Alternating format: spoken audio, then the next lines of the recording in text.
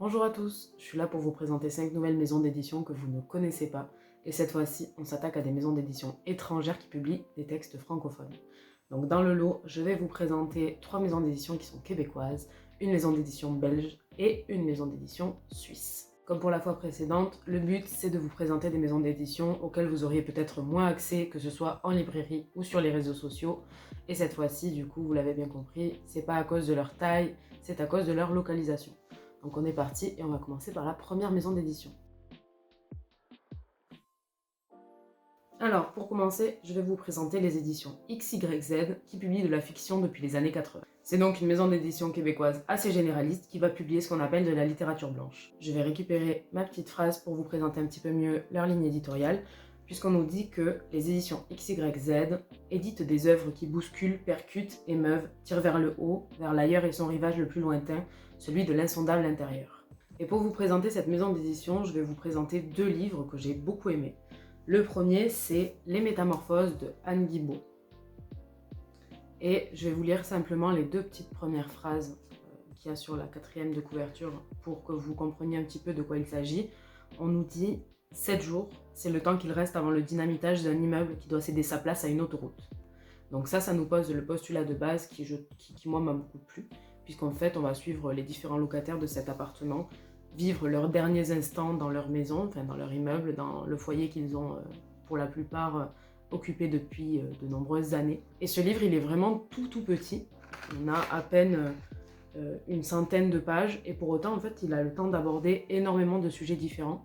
Il a le temps d'aborder par exemple le sujet du deuil, il a le temps d'aborder le sujet de la santé mentale des adolescents, il a le temps d'aborder le sujet de la migration. Donc c'est un ensemble de thématiques qui vont être pour la plupart survolées, parce qu'évidemment en 100 pages on n'a pas le temps de faire grand chose, mais qui pour autant sont toutes mises au service du récit et mises au service de ce postulat de départ qui nous dit que ces habitants-là, dans quelques jours, ils verront leur foyer être complètement détruit.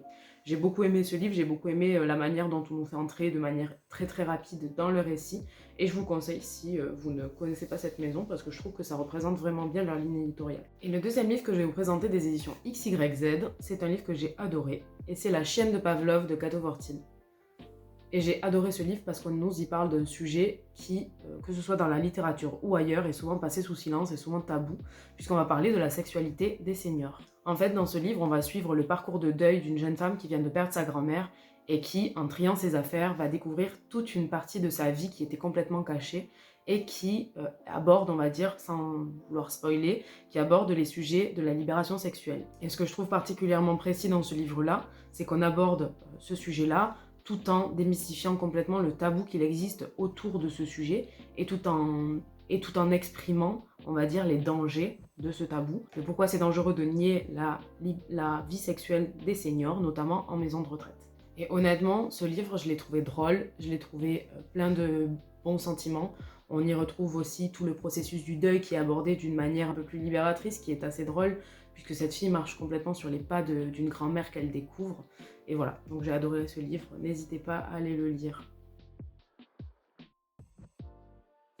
On continue sur notre lancée avec les maisons d'édition québécoises, puisque je vous en présente une qui est spécialisée dans l'histoire des Amériques et surtout la réflexion politique. Je reprends mon petit carnet puisque je vais vous présenter Luxe Éditeur, qui se donne pour mission de cultiver l'indépendance d'esprit et d'inspirer les révoltes qui, comme on le disait autrefois de l'ère des villes, rendent libres. Ce qu'il faut quand même savoir avec cette maison d'édition-là, c'est qu'ils ont un positionnement politique qui va être assez marqué.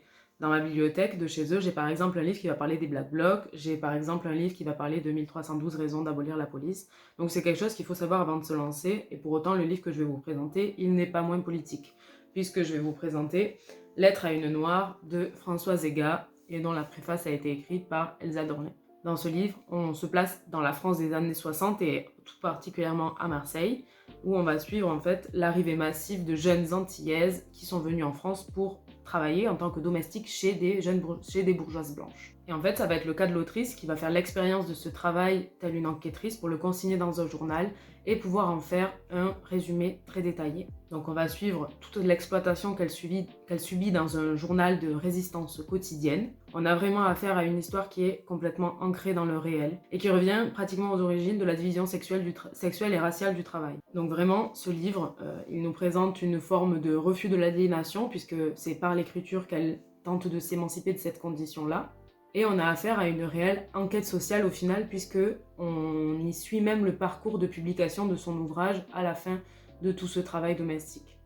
En bref, j'espère que je vous aurai convaincu d'aller lire Lettre à une noire de Françoise Hegar, parce qu'au-delà d'un sujet qui est hyper important et qui est toujours d'actualité, malgré le fait que ça se passe dans les années 60, c'est surtout écrit d'une plume magnifique. Et on continue sur notre belle lancée avec une troisième maison d'édition québécoise, puisque cette fois-ci, on va parler des éditions du Remue-Ménage, qui est une maison d'édition féministe qui publie des textes depuis plus de 45 ans. Je vais récupérer ma petite phrase pour vous la présenter, puisque cette maison d'édition se donne pour mission de faire avancer la réflexion sur la condition des femmes et sur les questions de genre en explorant des thématiques et des approches novatrices. Ce qu'il faut savoir sur cette maison d'édition, c'est que c'est la principale maison féministe francophone en Amérique.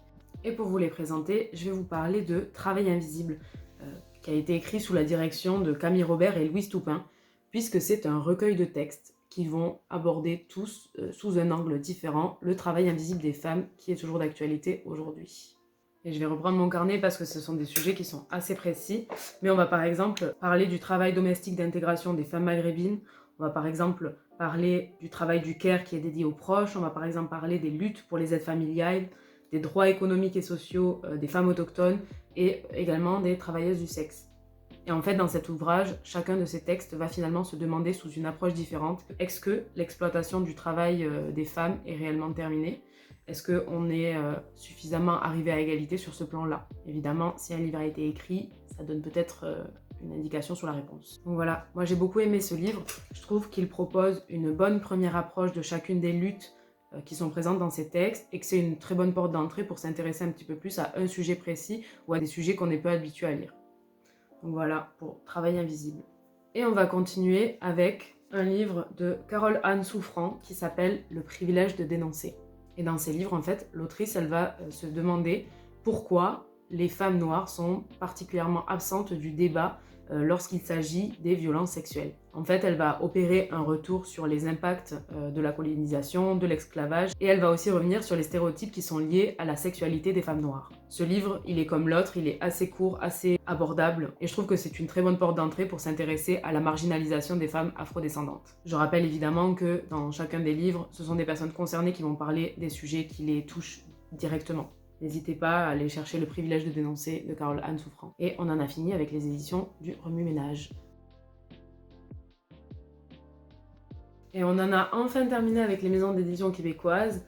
Et pour la prochaine, je vais vous parler d'une maison d'édition qui est belge, puisqu'on va parler d'Alice Jeunesse, qui est une maison d'édition engagée. Et je vous lis la petite phrase qui les présente, puisqu'ils nous disent « Un beau livre est un outil formidable pour ouvrir les enfants et les adolescents au respect, à l'entraide et au dialogue. » C'est une maison d'édition qui, à la base, était uniquement jeunesse et qui, depuis quelques années, s'ouvre à la littérature engagée pour les enfants et les adolescents.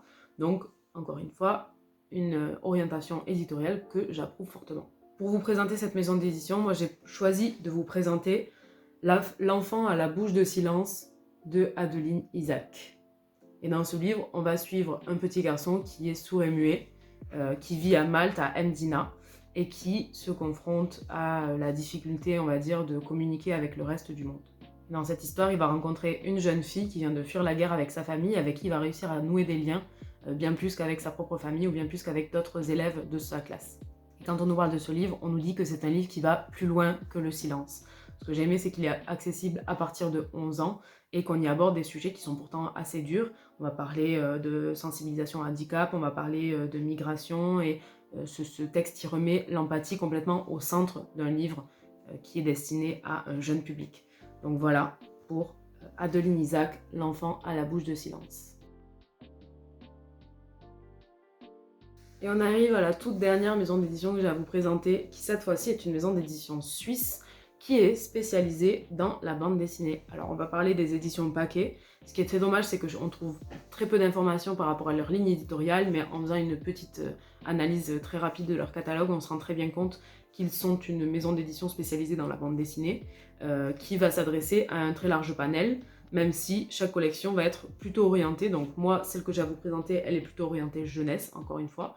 On se retrouve donc avec une bande dessinée accessible pour un jeune public. Et pour vous la présenter, moi je vais vous parler d'un livre, d'une BD, qui s'appelle Le Petit Vagabond et qui a été écrit par Crystal Kong et qui nous raconte l'histoire d'un petit garçon qui va errer dans les rues, dans la campagne, à la recherche de sa ville d'origine. Dans ce livre-là, en fait, on nous parle d'errance, on va nous parler d'identité, et on va suivre ce petit garçon qui rencontre au fur et à mesure de ses voyages différentes personnes avec qui il va pouvoir échanger, avec qui il va pouvoir communiquer.